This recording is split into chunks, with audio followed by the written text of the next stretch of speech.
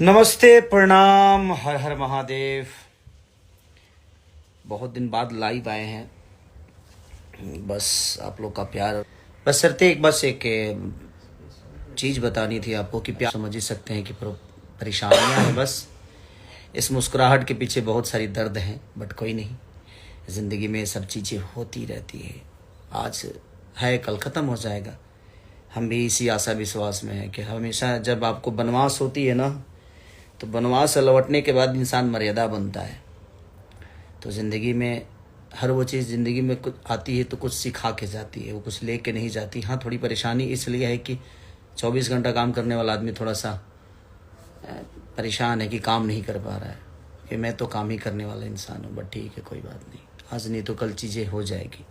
थोड़ा सा है, ठीक है, परेशानियां हैं आप लोग के। ये परेशानियां मेरी ही नहीं, मुझे लगता है कि पूरे भोजपुरी के जनता को परेशान हो रही है।